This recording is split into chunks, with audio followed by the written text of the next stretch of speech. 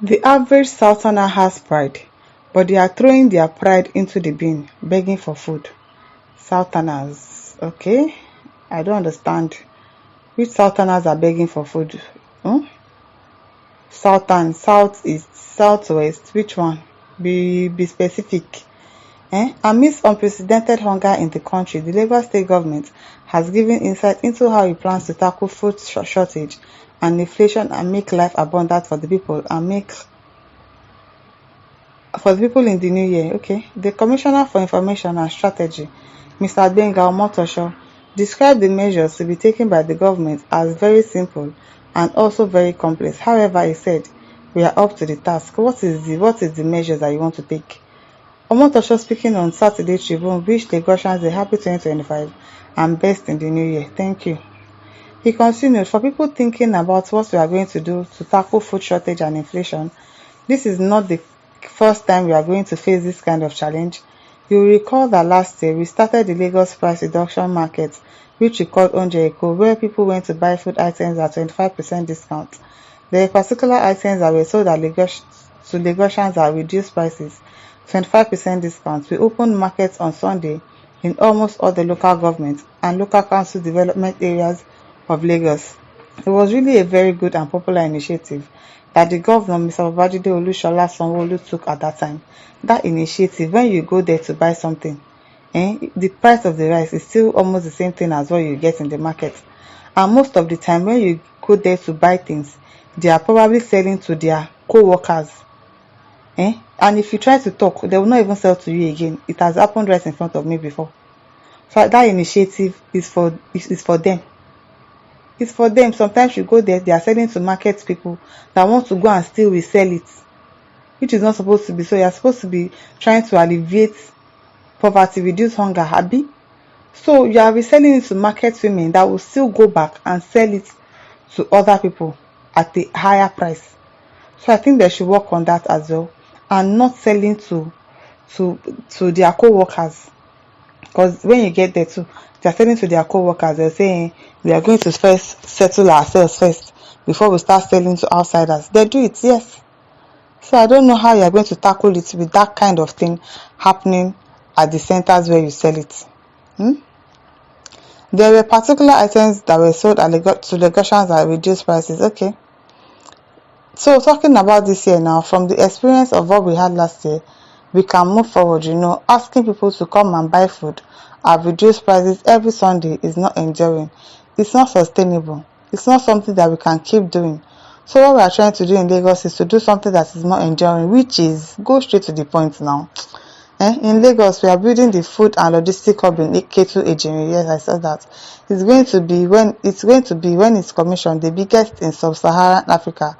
And the aim is that all of the post-harvest losses that we are having will be curtailed. Lagos is not a food production state, but we consume all the food items that are being produced from every part of the country. We consume over 50% of it.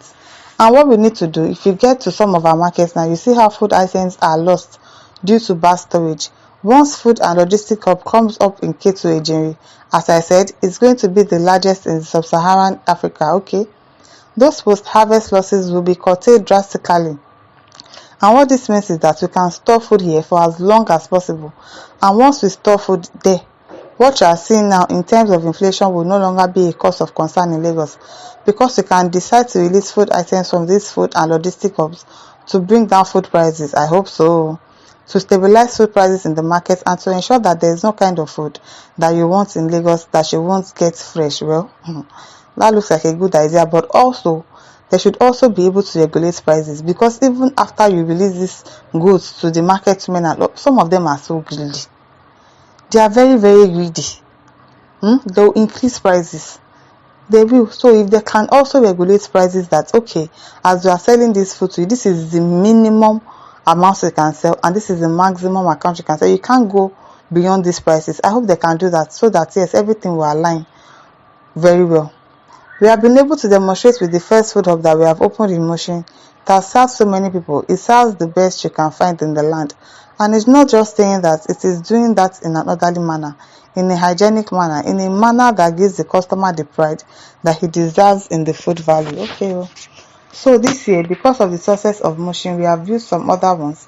The idea is to have that kind of food hub in all local governments, but about 5 of them are almost ready for commissioning now. These are going to be commissioned this year. They are ready in Aja, in Agege, in Abule Ado, in Festac.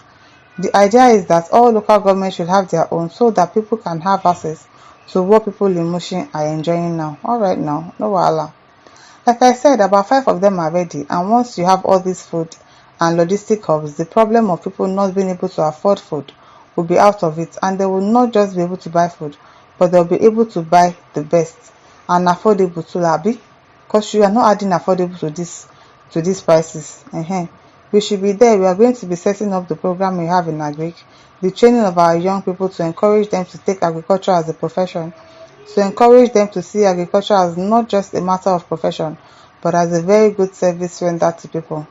So many youths are going into agriculture now. I know so many youths that are entering into agriculture now to start farming and doing all of that, and they are making good money from it. So it's a good thing. Then we are going to be giving people small grants and loan for them to be able to set up small businesses on their own.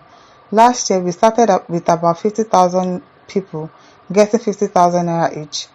These are small traders whose businesses were worth about 10,000, 5,000 naira. What kind of business is that?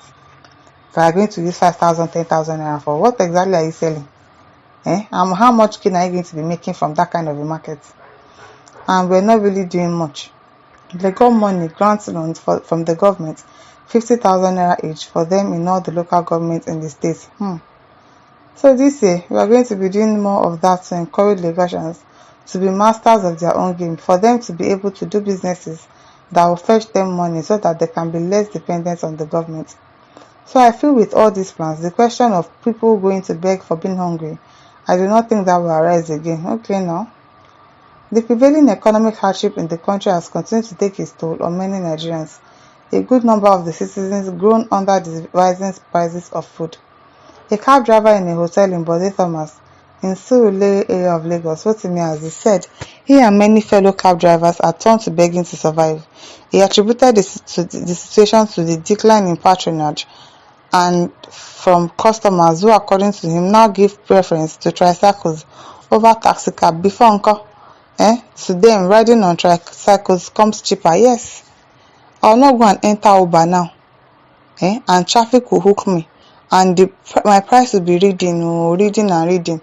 At the end of the day, they'll not say I should come and pay 70,000 from a journey that is not up to 1 hour. I beg, I'd rather enter tricycle or enter bike safe. It's better. So I don't know. I hope that the initiative is well implemented and there is no mago there, and it works fine. It's a good idea. My listeners, over to you. Leave your thoughts in the comment section. Don't forget to like, to share and subscribe. Thank you for listening. See you some other time. Bye.